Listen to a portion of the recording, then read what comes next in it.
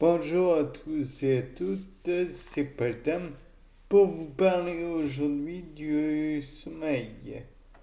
Oui, ça part vraiment en sucette quand même.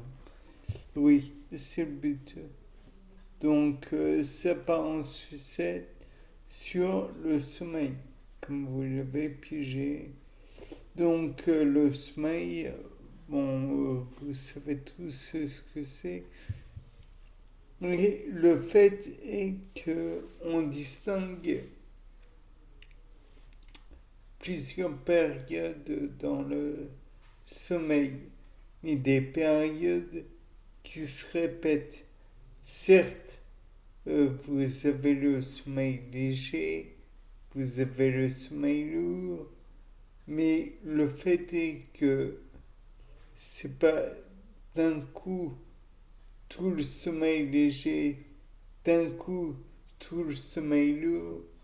Non, c'est environ, je sais plus tout à fait, je crois que c'est une vingtaine de minutes sommeil léger et une vingtaine de minutes de sommeil lourd. Toujours est-il que si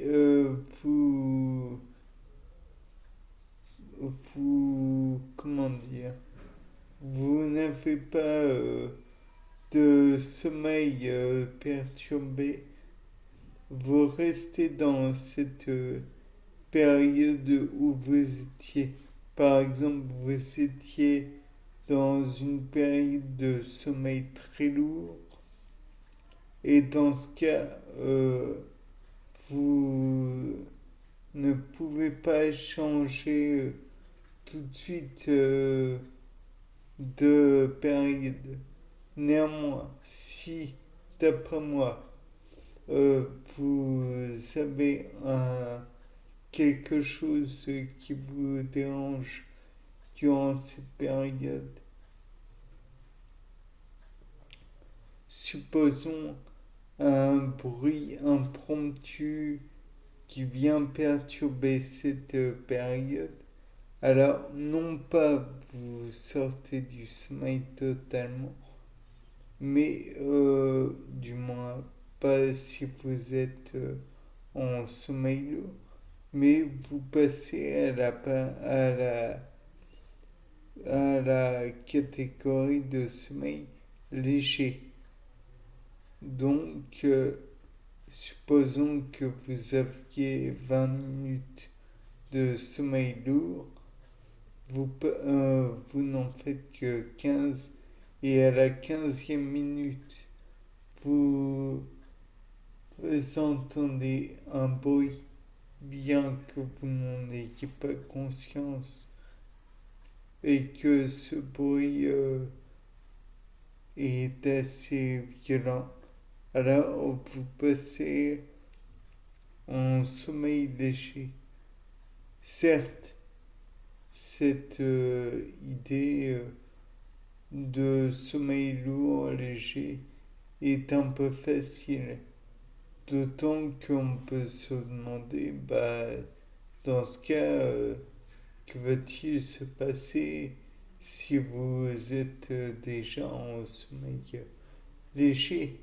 Bah, d'après moi, le réveil, ni plus ni moins. Et ça, eh bien, c'est malheureux pour le sommeil.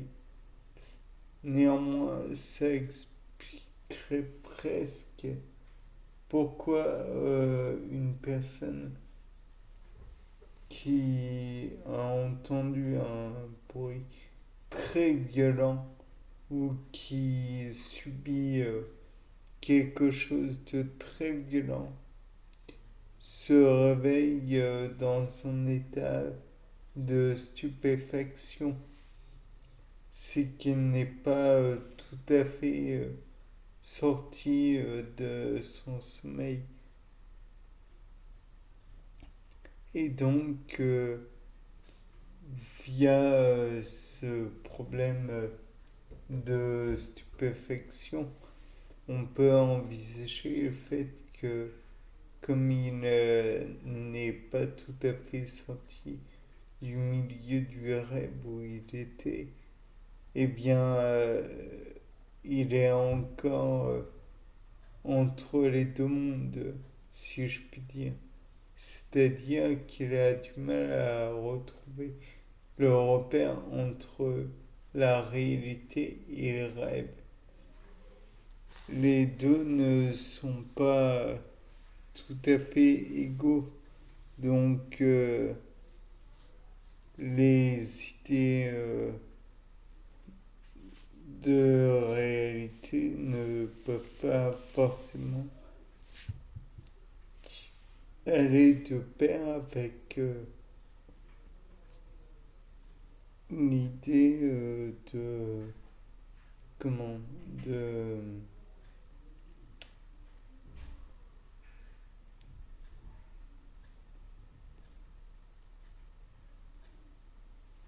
l'idée de réalité ne peut pas forcément aller étant donné qu'on a été brutalement.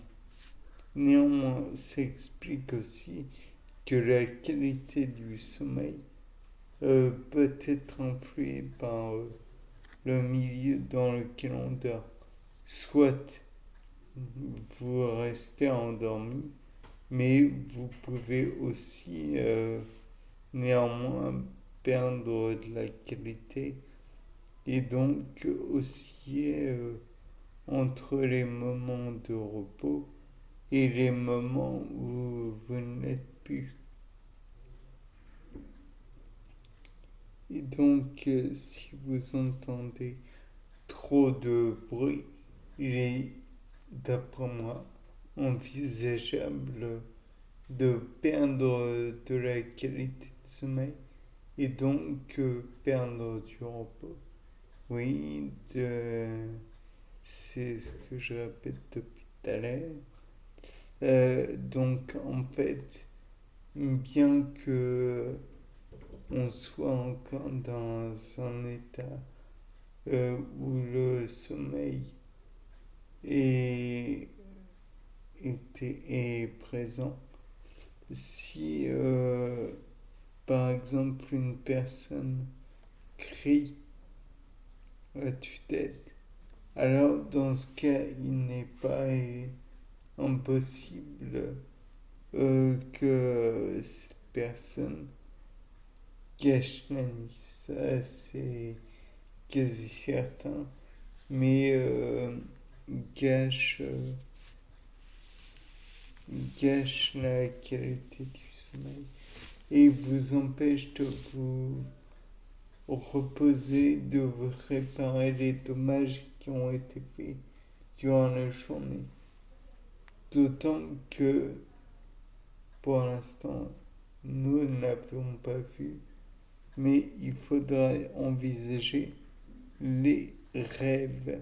Et les rêves, eux aussi, ils ont besoin du sommeil pour exister.